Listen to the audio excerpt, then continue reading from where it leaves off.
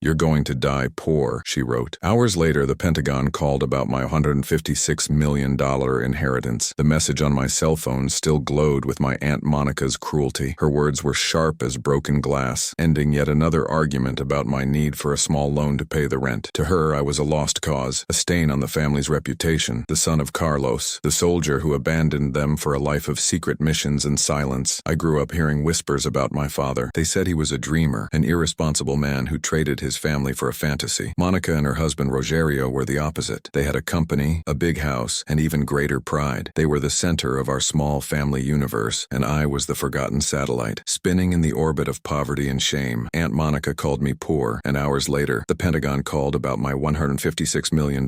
Subscribe and like to find out the truth behind this fortune. The call from the Pentagon was surreal. A man with a serious voice, a certain Mr. Thomas, talked about insurance policies, private investments, and offshore accounts, all in the name of my father, Carlos. The man I barely knew, who sent me one postcard a year from nameless places, was incredibly wealthy. Apparently, his missions weren't just about patriotism. He had been a quiet investment genius, using his global knowledge to build a fortune. And now, it was all mine. The initial shock was like thunder shaking the windows. Then came an icy calm. I looked at my aunt's message again. "You will die poor. A promise. A curse." And at that moment, I realized it was also a challenge. The following weeks were a blur of lawyers and bank managers. The inheritance was real, confirmed, and being transferred to my accounts. The first thing I did was move out of my tiny apartment, where the smell of mold was a permanent resident. I bought a modern house on the rich side of town, a place I had only seen in magazines. Then I traded in my old car for a new, quiet, powerful one. I didn't make a big deal out of it. News, however, travels fast in families like mine. The first to call was my uncle Rogério. His voice was honeyed, full of false concern. "Daniel, my boy, we heard that things have improved for you. We are so happy." Soon after, Monica invited me to dinner. It was the first time in years that I had entered their house without asking for help. The table was set with the best china. Her smile was wide, but it didn't reach her eyes. Her children, my cousins, who had always treated me with contempt, now asked me questions about my work. The whole evening was a charade. They wanted to know where the money came from. I smiled and gave vague answers. I said it had been a lucky investment. I let their curiosity consume them. Deep down, I felt a dark pleasure in seeing them try to decipher the enigma. The poor boy of the family was suddenly a man of mysteries. Revenge is not a dish to be eaten hot. It is a dish that is prepared slowly with the finest ingredients. I hired a financial advisor, an intelligent woman named Laura. I explained to her what I wanted to do. I didn't just want to flaunt my wealth. I wanted to dismantle their world, brick by brick. Laura listened to me carefully, without judgment. She showed me how financial power could be used as a precise weapon. Rogério's company was the pillar of the family's pride. That's where the money for the trips, the luxury cars, and the endless arrogance came from, and it was that pillar that I was going to knock down. We started subtly. Laura and her team investigated my uncle's business. They discovered that he depended on two major suppliers and had a few key employees who kept everything running. The first step was to buy a majority stake in one of the supplier companies through a front company. Overnight, the prices of materials for my uncle went up. He complained, but he had no other option. Then we approached the key employees. I offered them salaries that Rogério could never match, plus benefits and job security. One by one, they resigned, leaving my uncle's company without its best talent. Rogério began to despair. He tried to find new suppliers, but I had already made exclusive agreements with the best in the region. He tried to hire new people, but I created a competing company and offered much better conditions, attracting all the good professionals in the market. His company, Rogério Construções, began to bleed. Contracts were lost. Deadlines were missed. The reputation he had taken decades to build was crumbling in months. Monica would call me crying, talking about the bad luck they were facing, about the crisis in the market. I listened patiently, offered empty words of comfort, and hung up the phone with a cold smile. The final blow came when the bank, which was also one of my new investment partners, demanded early repayment of a large loan that Rogério's company had taken out. It was the end. They had no way to pay. The news of the bankruptcy spread like wildfire. The big house was put up for sale. The cars were repossessed. Their world collapsed. That's when I organized one last meeting. I rented a private room at an expensive restaurant, the kind of place they used to frequent to celebrate their successes. I invited only Monica and Rogério. They arrived with their shoulders slumped, looking 10 years older. The arrogance was gone, replaced by deep despair. They sat across from me in silence. Finally, Monica couldn't take it anymore. "Why, Daniel?" she asked, her voice breaking. "We're your family. How could you watch all this and do nothing to help?" I stared at her for a long moment, letting the weight of the question hang in the air. Then I took out my phone and opened the old text message. I placed the phone on the table, screen facing her. The words glowed between us. "You're going to die poor." Her eyes widened. She understood. Everything. It wasn't bad luck, Auntie, I said, my voice calm. It was a business decision. I just followed your advice and decided not to die poor. And all the money I used to do that came from my father, the man you called a failure. Rogério lowered his head, defeated. Monica began to cry, an ugly, undignified cry. I got up, straightened my jacket, and left them alone with the bill and the ruins of their lives. Revenge was complete. But as I left the restaurant and felt the cold night air, I didn't feel the joy I had expected. I felt only a vast, silent emptiness. My father's money gave me power, but I would have to build peace on my own, far from the ashes of my family. That vast, silent emptiness accompanied me home. The luxury car glided silently through the streets, a ghost of metal and leather. My new house, with its glass walls and wide-open spaces, felt like a mausoleum. Every room echoed with the loneliness I had tried to fill with revenge. I had everything money could buy, but victory tasted bitter, like ashes in my mouth. Monica's message no longer lit up my phone. I had deleted it, but her words were etched in my mind, and now, alongside them, there was a new question. What now? My father's fortune was heavy armor, and I didn't know how to live inside it. The following day dragged on in golden monotony. I woke up in expensive sheets, ate food prepared by a private chef, and looked out at the crystal-clear pool in my garden. I felt no joy, just a strange detachment, as if I were watching someone else's life. It was Laura, my advisor, who noticed. During one of our investment meetings, she stopped talking about stocks and looked at me. Her eyes were direct, intelligent. "Daniel, you got what you wanted. Why don't you seem happy?" she asked bluntly. The simple question disarmed me. I didn't have an answer. "I don't know," I admitted, and the honesty of those words surprised me. Revenge was like an expensive meal. It satisfies you at the time, but then you get hungry again, and it's a different kind of hunger. Laura nodded thoughtfully. "Maybe you weren't hungry for revenge. Maybe you were hungry for answers." Her words hit the nail on the head. I had destroyed Monica and Rogério's world, but I knew nothing about the world of my father, the man who made it all possible. Carlos was still a ghost, a signature on documents and a name on bank accounts. That night, moved by an impulse I didn't understand, I looked up the number of Mr. Thomas, the man from the Pentagon. I didn't know if he would answer, but I had to try. To my surprise, he answered on the second ring. "Mr. Thomas, this is Daniel, Carlos's son," I said. "I know our main issue has been resolved, but I have a question. Besides the money, did my father leave anything else? Personal items, documents, anything?" There was a pause on the other end of the line. "Yes, Daniel," Thomas said, his voice serious as always. "Your father had a private safe deposit box at a bank downtown. The keys and authorizations are in a package I can send to you. He left clear instructions that it should only be delivered if you asked for it. He hoped you would look for something other than money." That sentence hit me like a wave. He hoped. My father somehow knew me. 2 days later, I was in a cold, silent room in the basement of a bank, with a small metal key in my hand. The clerk left me alone with the metal box. My heart was pounding. What would I find there? More evidence of his wealth? More secrets from his missions? When I opened the lid, I found no gold bars or stock certificates. I found a man's life. There was an old passport, full of stamps from places I didn't even know existed. There was a wristwatch with cracked glass. There was a brass compass, worn from use. And at the bottom of the box, a bundle of letters, tied with string, all addressed to me. The handwriting was firm but elegant. The first letter was dated my 5th birthday. The last one was from 6 months before his death. I sat on the floor of that cold room and began to read. My father's words flowed across the pages,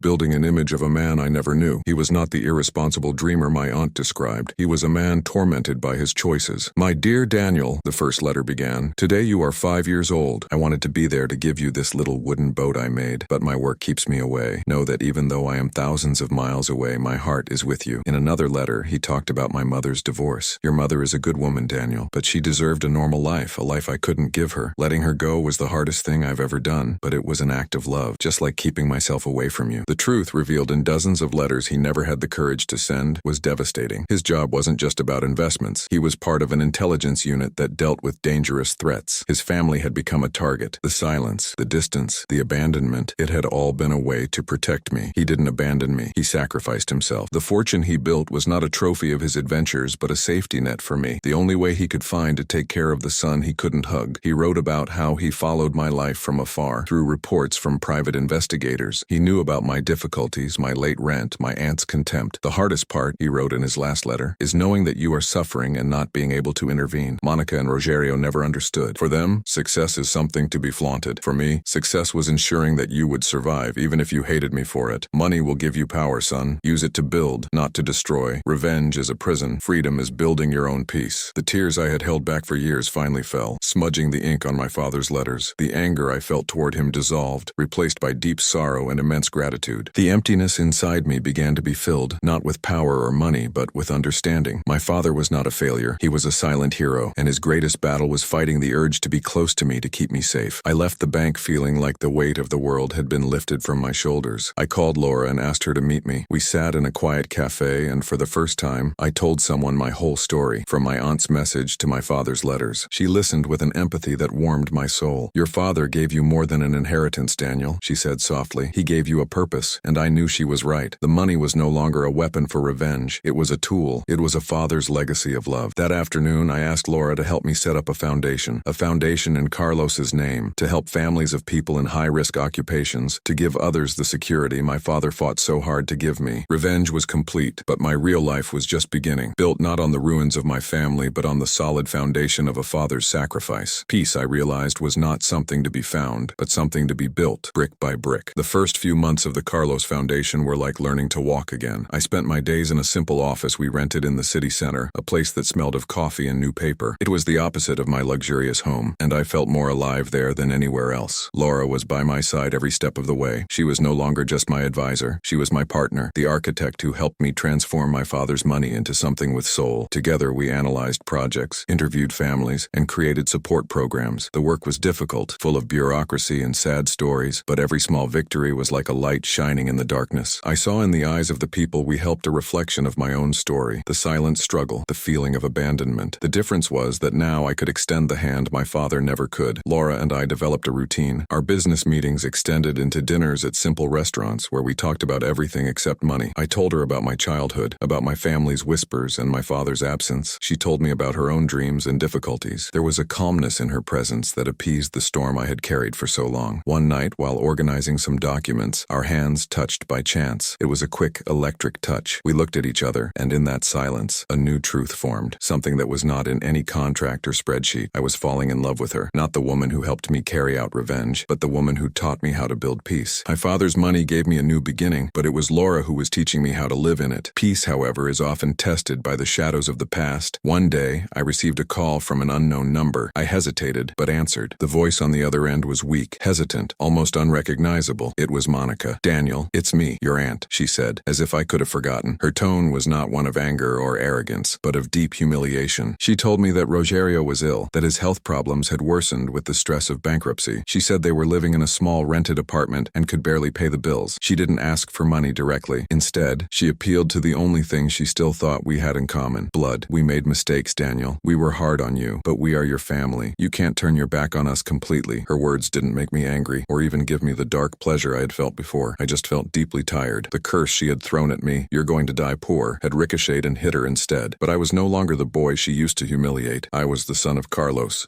a man who chose sacrifice over hatred. "Where are you?" I asked, my voice firm. She gave me the address. I hung up and stared at the office wall for a long time. Laura came into the room and saw the expression on my face. "What happened?" she asked, putting her hand on my shoulder. I told her about the call. "What are you going to do?" she wanted to know. "I don't know," I replied honestly, "but I know I need to close this chapter forever." The next day, I drove to the modest neighborhood where they lived. The building was old, with peeling paint. It was a mirror image of my old apartment. Monica opened the door. She looked like she had aged 20 years. Her hair was colorless, her clothes were simple, and there was a desperation in her eyes that I had never seen before. Rogério was sitting in an armchair in the living room, staring into space. He barely greeted me. His pride had been broken in a way that might never be repaired. I sat down on the uncomfortable sofa, the same heavy silence from our last dinner hanging between us. This time, however, there was no drama. There was only the harsh reality of their destroyed lives. "I didn't come here to humiliate you," I began, looking directly at Monica. "The revenge is over. It didn't bring me the happiness I thought it would." She began to cry softly. "We lost everything, Daniel." I nodded. "I know. And part of me, the part you created, thought it was fair. But the other part, the part my father left me, knows that living trapped in the past is a way to die poor, no matter how much money you have." I stood up and placed an envelope on the coffee table. "This isn't from my inheritance," I said. "This is from the foundation. It's an assistance program for people who need to start over. There's enough money to cover your expenses for a few months and contacts for social workers and employment agencies. It's anonymous help like we give to dozens of other families. It's not a gift. It's a tool. What you do with it is up to you. Monica looked at the envelope as if it were a mirage. Why? She whispered. Because my father taught me that the greatest power is not to destroy but to build, and I no longer want to carry the weight of you in my life. Consider this the end. I am not your enemy, Aunt, but I am also not your salvation. From today on, we are just strangers with a shared past. I left that apartment and didn't look back. As I got into my car, I felt as if a heavy chain had been broken. Revenge didn't set me free, but forgiveness did. Not forgiveness for them, but forgiveness for myself for letting hatred consume me. I drove straight to the Foundation's office. Laura was waiting for me. She didn't ask any questions. She just looked at me and knew that something had changed. I approached her, took her hands, and said, "It's over. For real now." She smiled, a genuine smile that lit up the whole room. That night, for the first time, I invited her to dinner at my house, not as my consultant or work partner, but as the person with whom I wanted to build my future. Sitting on the porch, looking at the city lights, I finally understood my father's final advice. Peace was not something you found. It was something you built, brick by brick, with the right tools. And I finally had mine. The legacy of a heroic father and the love of an extraordinary woman. The wealth that mattered was not in the bank. It was right there by my side. Our life together was built with the same patience as a craftsman. The Carlos Foundation grew, not in size, but in impact. Every scholarship we gave,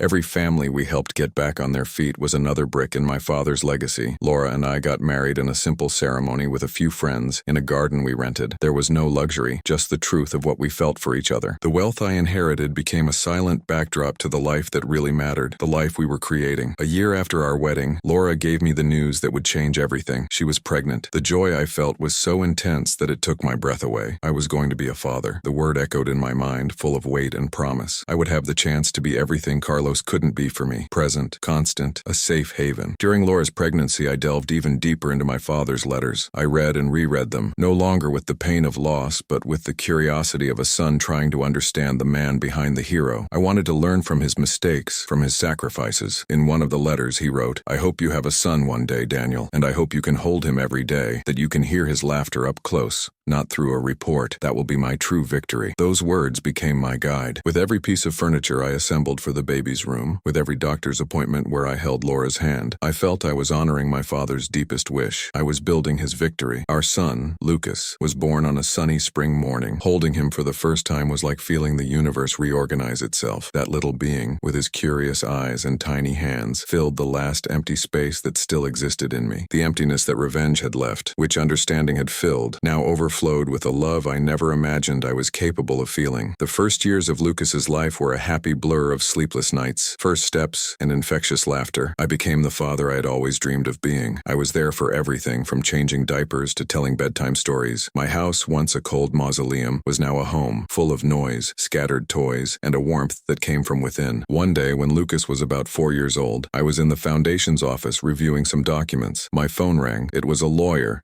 a Mr. Alberto, from a firm I didn't know. He spoke in a formal, slightly tired voice. "Am I speaking to Mr. Daniel, Mrs. Monica's nephew?" he asked. My heart skipped a beat. I hadn't heard her name in years. "Yes, it's me," I replied, feeling a chill. "I'm sorry to inform you, but your aunt passed away 2 days ago," said the lawyer. "She left a short will and mentioned your name. It's not about money, but a request." The silence that followed was heavy. I felt neither sadness nor joy. I just felt the end of an era, the sound of a door closing forever in a distant corridor of my life. The lawyer explained that Monica had spent her last years in a simple nursing home after Rogério's health deteriorated and he needed constant care, passing away a year before her. The request in the will was simple, that I be responsible for emptying the small closet she had at the institution. No one else in the family wanted the task. Her children, my cousins, had long since drifted apart. I was the last person on the list. Part of me wanted to refuse, to say that our bond had been severed a decade ago, but my father's voice echoed in my mind. Use power to build, not to destroy.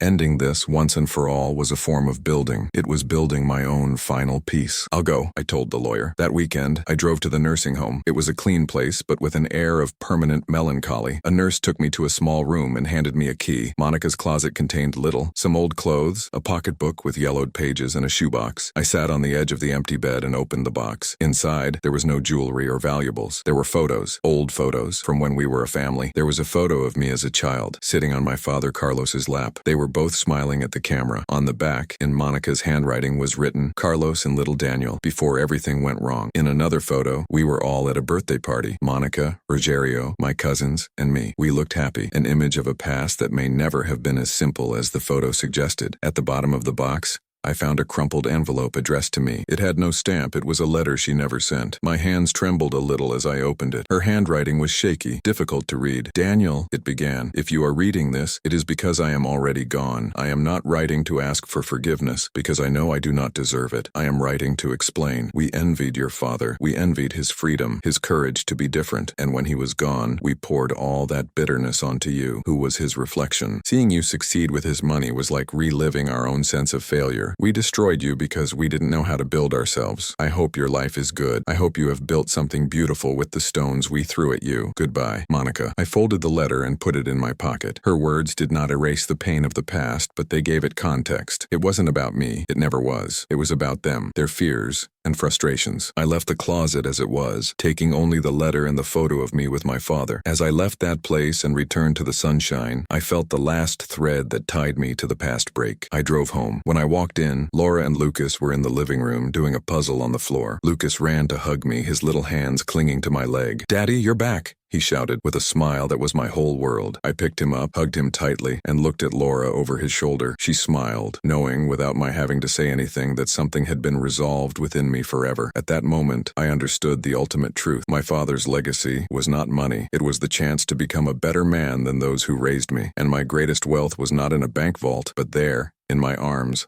laughing and calling me Dad. Peace, finally, was no longer something I built. It was something I lived every day. I received $156 million from the Pentagon, but my aunt's cruel message still echoes. What would you do in my place now? Comment on what you think and share this family twist. Life went on, like a river that finally finds a peaceful bed. The years passed, and the peace I built became the foundation of my home, of my family. Lucas grew up, and with him, the joy in our home. He was now 10 years old, a curious boy with Laura's eyes and a smile that, according to her, was just like mine. I was no longer the man haunted by the past, but a father who marveled at the little things, helping Lucas with his homework, playing ball in the yard, listening to his endless stories about school. The Carlos Foundation continued its quiet work, helping people start over, a silent echo of my own journey. I had everything a man could want: love, a purpose, and the peace of mind of a future I had designed myself. But the past, no matter how buried, sometimes sends one last messenger. It arrived in the form of an email on a rainy autumn afternoon. The sender was a name I had never seen before: Miguel. The subject line was just one word: Carlos. My heart skipped a beat. I opened the message with slightly trembling hands. The text was short and to the point. "Mr. Daniel, my name is Miguel. I was your father Carlos's partner for many years. I know this message is unexpected, but there are things about him that I believe you should know. I don't want money or favors, just the chance to talk, to honor the memory of a good man. If you're willing, I'll be in town next week." I read and reread the words. Partner? My father never mentioned any partners. The stories I knew were of a lonely man, a ghost on secret missions. Part of me wanted to delete the message, to leave the past alone. But another part, a son's curiosity, was stronger. That night, I showed the email to Laura. She read it carefully, her face serious in the soft light of the room. "What do you think?" I asked. She held my hand. "I think your father was a much more complex man than anyone imagined. Maybe this is the last piece of the puzzle. But the decision is yours, Daniel. You don't owe anyone anything. If this is going to cause you pain, don't go." Her words gave me the clarity I needed. It wasn't about duty. It was about understanding. I was no longer afraid of pain. I had faced it and turned it into something else. "I have to go," I said. "I need to know." I replied to Miguel's email, and we arranged to meet at a discreet cafe in the city center. Miguel was an older man, perhaps in his 70s, with gray hair and a face marked by lines that told stories. He didn't look like a soldier or a spy. He looked like a grandfather, with kind but tired eyes. He greeted me with a firm handshake. "Thank you for coming, Daniel. You look a lot like him," he said with a sad smile. We ordered 2 coffees and silence settled for a moment. "I don't know what to expect from this conversation," I admitted. Miguel nodded. "I understand. I'll get straight to the point. Your father and I worked together for almost 20 years. We were a team. He was the brains. I was the eyes and ears in the field. We saw things most people wouldn't believe." He paused, stirring his coffee with a spoon. "Carlos wasn't the cold man people thought he was. He felt everything deeply. Every decision, every sacrifice weighed heavily on him, especially the decision to leave you and your mother. He talked about you all the time. He kept every postcard he sent you, every photo he could get through his contacts. He did it because he believed it was the only way to keep you safe. The world we lived in was no place for a family." His words were like balm on an old wound I didn't even know was still open, but there was more. I could feel it in the way he looked at me. There was a mission many years ago, Miguel continued. Things went terribly wrong. We were ambushed. A local informant, a good man with a wife and 2 young children, sacrificed his own life so that Carlos could escape. He died in his father's arms. I felt a chill. The story was raw, real. Carlos never forgave himself, Miguel said in a low voice. He felt responsible for that man's family, so he did what he always did. He built a silent solution. With the money he earned from his investments, he created a fund for the widow and children. He made sure they had a home, education, everything. He supported them for the rest of his life, anonymously. He became their guardian angel from afar. He never met them in person, so as not to put anyone else at risk. It was a burden he carried alone. Miguel then took a worn photo from his wallet and pushed it across the table. In it, a younger Carlos smiled alongside a kind-looking man. This photo was taken a week before he died, Miguel said. I looked at the photo, then at Miguel, and the world seemed to tilt beneath my feet. My father, the man I barely knew who had left me feeling abandoned, had spent his entire life caring for another family, a family born of tragedy. The anger I thought I had buried forever bubbled up inside me, a hot, familiar ember. Was it betrayal? Another family receiving the care that should have been mine? I returned home in silence, the photo burning in my pocket. I said nothing to Laura or Lucas. I went to my office, the same place where I had made the decision to forgive Monica, and felt like a boy again, lost and angry at a father who was more myth than man. Laura found me there hours later, staring out the window into the darkness. She didn't need to ask. Tell me, she said softly, sitting down beside me, and I told her about Miguel, about the informant, about the secret family my father had supported. I know it's stupid, I said, my voice hoarse. I have everything, a wonderful life, but part of me feels jealous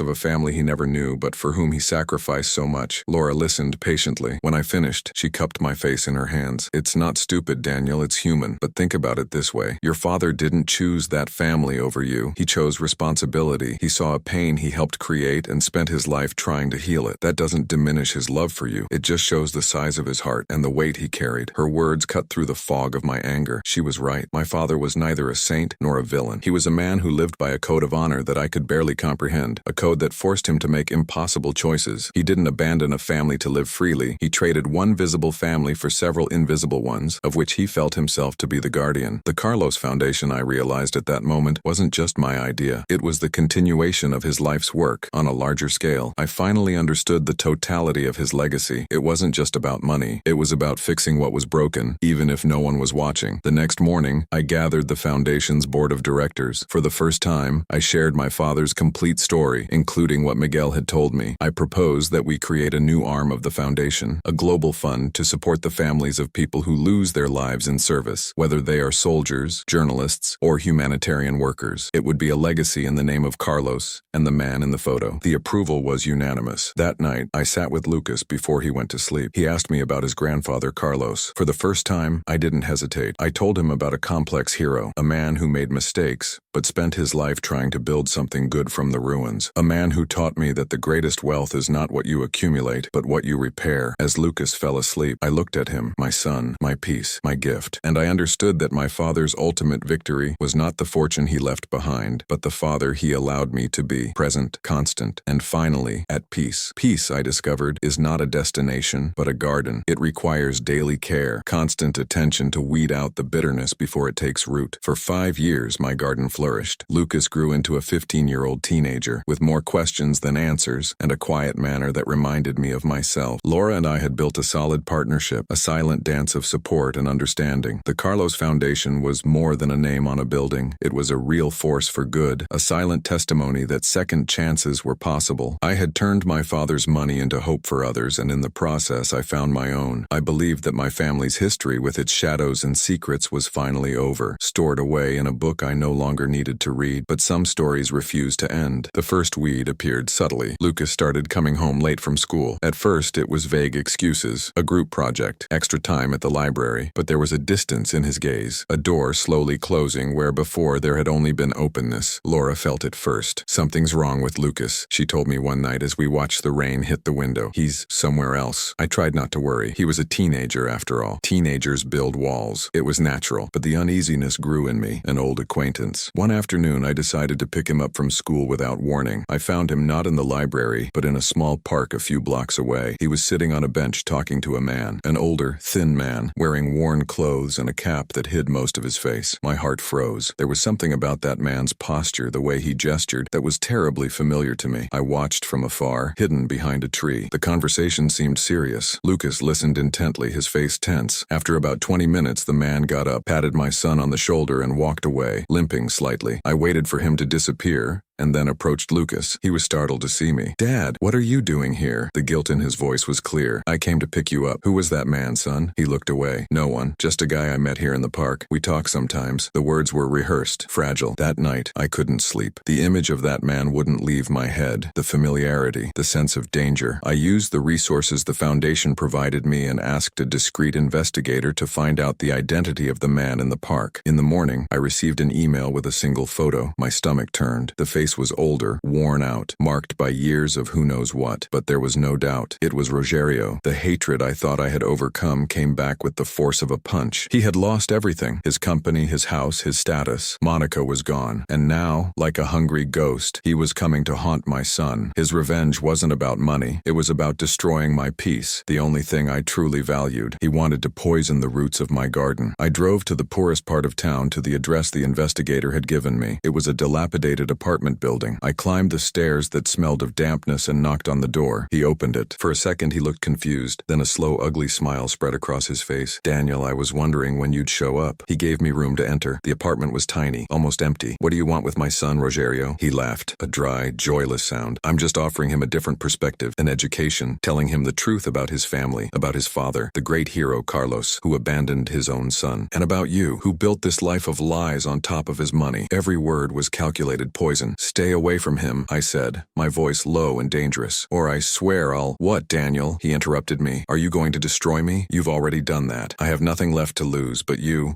have everything. A son who admires you, an impeccable reputation, a beautiful lie. I just need a few truths to break it all into pieces." At that moment, I understood. Anger wouldn't work. Threats wouldn't work. He fed off my hatred. He wanted me to become like him, a man driven by bitterness. I took a deep breath, pushing the fury deep into my chest. "You're wrong, Rogério. My life is not a lie." I left without saying another word, leaving him alone in his misery. I returned home with painful clarity. There was only one way to win that war. It wasn't by fighting Rogério, but by strengthening my own territory. That night I sat down with Lucas in the living room. Laura was by my side, her hand holding mine. "Son," I began, my heart pounding, "we need to talk about the man you've been talking to in the park. I know who he is. He's your great-uncle, Rogério." The shock on Lucas's face was evident, and then I told him everything. No filters, no hiding the ugly parts. I talked about Monica's cruelty, about Rogério's jealousy, about how they treated me. I talked about my father, Carlos, not as a perfect hero, but as a complicated man who made difficult choices. I talked about Monica's letter, about forgiveness, and about how I decided to break the cycle of pain. Lucas listened quietly, absorbing every word. When I finished, his eyes were filled with tears. He told me, he said you hated your father, and that you only cared about money. I took his hand. I felt a lot of anger, it's true, but I learned that forgiveness isn't for them, it's for us, it's to set us free. Money gave me a chance, but what I built with Laura, with you, that's what matters. Rogério is stuck in the past, son. He wants to pull you into his darkness because he can't stand to see our light. The choice to believe him or me is yours." He didn't hesitate. "I believe you, Dad." He hugged me, and in that hug, I felt the last ghost of my family finally dissipate. Rogério's revenge failed because he didn't understand gardening. He only knew how to spread poison, but he didn't count on the roots of love that Laura and I planted in our son being too deep and strong to be contaminated. He could try to destroy my past, but my future was there, safe in my arms. That night and the nights that followed, the air in our house changed. The conversation with Lucas was not an end point, but a door that opened. He asked questions about Carlos, not with the blind admiration of a child for a myth, but with the curiosity of a young man trying to understand a real man, with his flaws and his greatness. Laura and I answered honestly. We talked about the pain of abandonment, but also about the weight of responsibility my father carried. Gradually, the image of Carlos ceased to be a ghost in our family's attic and became a portrait on the living room wall, complex, and finally understood. I felt for the first time that the cycle of bitterness had been broken. Rogério's revenge had been the shovel that, in trying to dig up old wounds, ended up helping us cover them with fertile soil. That peace lasted 3 weeks. On a rainy Tuesday, my cell phone vibrated with a news notification. The headline felt like a punch in the stomach. "The Tainted Hero, the Dark Truth Behind the Carlos Foundation's Fortune." The article was pure poison. It told the story of the informant who died to save my father, but twisted it cruelly. According to the article, signed by an unknown journalist. Carlos did not support his family out of honor, but as a payment for silence to cover up a war crime. The fortune, the text insinuated, did not come from investments but from dirty deals made in conflict zones, and the anonymous source, described as a close relative who could no longer bear the lie, could only be one person, Rogério. The anger returned, hot and immediate. My first instinct was to call my lawyers, to sue, to destroy what was left of that man. But then I looked at Laura. She saw the storm in my eyes and simply held my hand. "Don't do what he wants, Daniel," she said calmly. "He wants you to go down into the mud pit with him. Don't go down." Her words were the anchor that kept me from being swept away by the current. He didn't want money. He wanted my soul. He wanted me to become as bitter and consumed by hatred as he was. The Foundation's board panicked. An emergency meeting was called. Everyone wanted an aggressive response, a public denial, a defamation lawsuit. They wanted to protect the image, the name, the legacy. I listened to everyone, and when the silence fell, I said, "We're not going to fight a lie with another fight. We're going to fight darkness with light." They didn't understand, so I explained my plan. It was a risky plan that could expose innocent people, but it was the only honest way forward. I needed to find the family my father had protected. The first call was to Miguel, my father's old friend. He was furious at the news, but he immediately understood what I needed to do. Carlos kept their identity a secret to protect them, Daniel, but perhaps now, the truth is the greatest protection of all. With his contacts, it took him 2 days to find them. They lived in a quiet town thousands of miles away under a new name. I didn't tell anyone I was going. I just bought a plane ticket. Laura insisted on coming with me. "We started this together. We'll finish it together," she said. We arrived at a simple but well-kept house with a small garden in front. A woman with gray hair and kind eyes answered the door. Her name was Sonia. I showed her the worn photo of my father next to her husband. Her eyes filled with tears. "Carlos," she whispered. She invited us in. Her son Rafael, a man in his 30s, arrived shortly after. He was a doctor at the local hospital.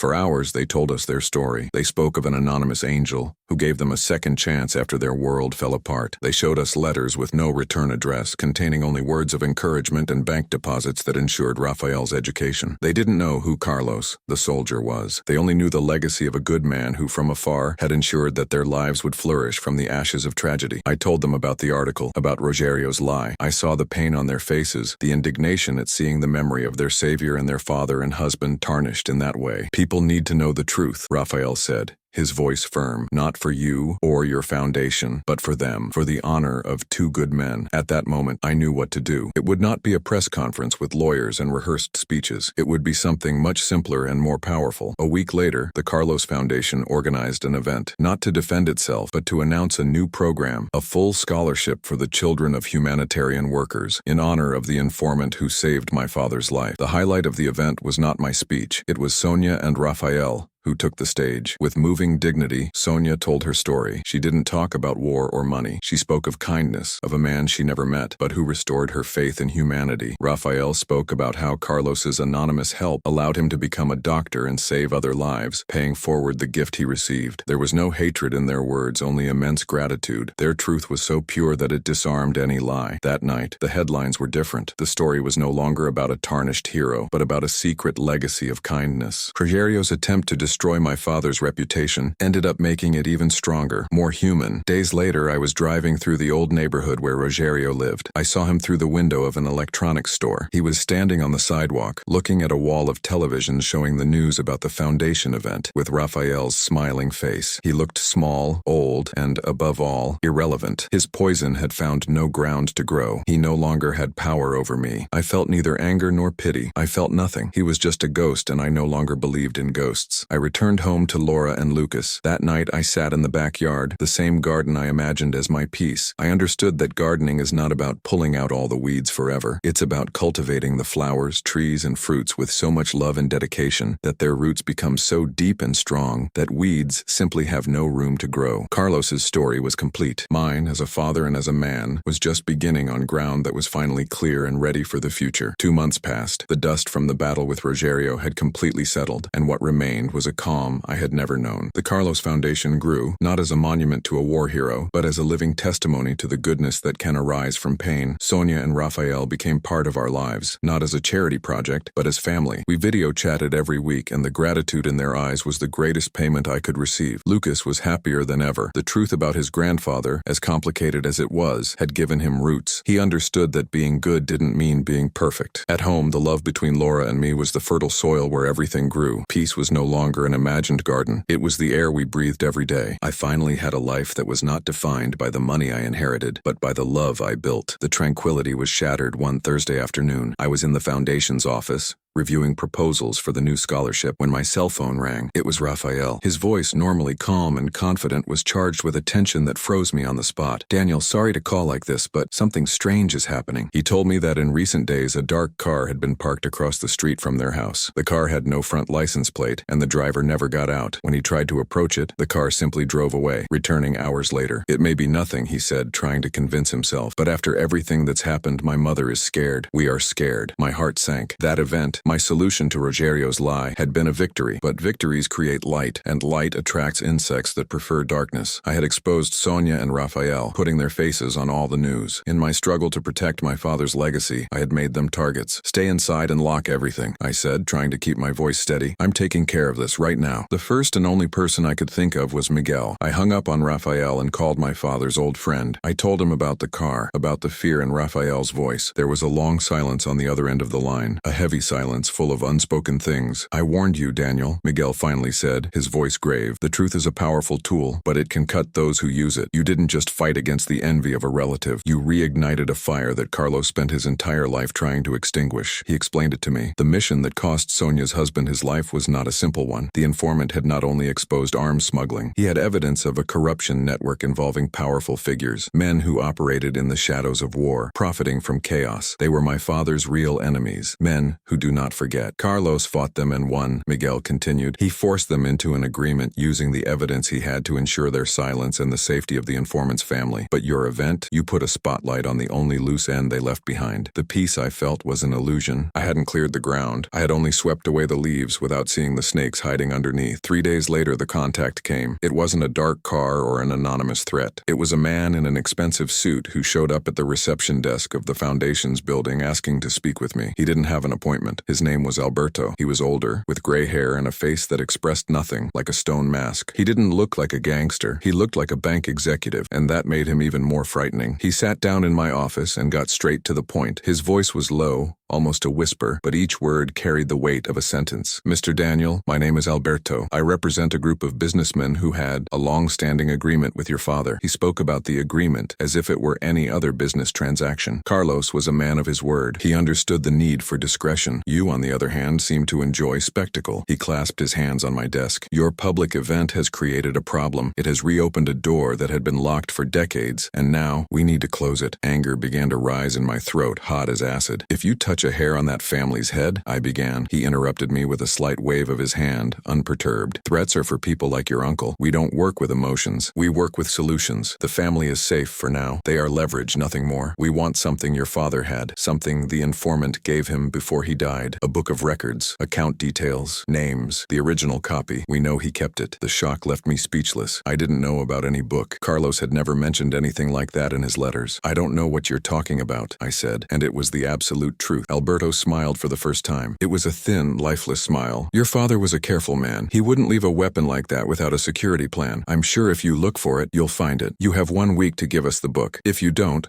the problem you've created in Mrs. Sonia's and her son's lives will be resolved permanently, and then we'll come for you." He stood up, adjusted his suit, and left, leaving a deadly silence in the air. The war was not over. The battle against Rogério had been just the warm-up. Now I was facing the real monsters, the same ones my father had faced, and I was completely unprepared, with the lives of innocent people in my hands. My father's legacy was not just money and property. It was also a silent war, and it had just recruited me. My life changed from poor to millionaire overnight, all because of my father. What did you think of this shocking twist? Subscribe to follow more intense stories like this one.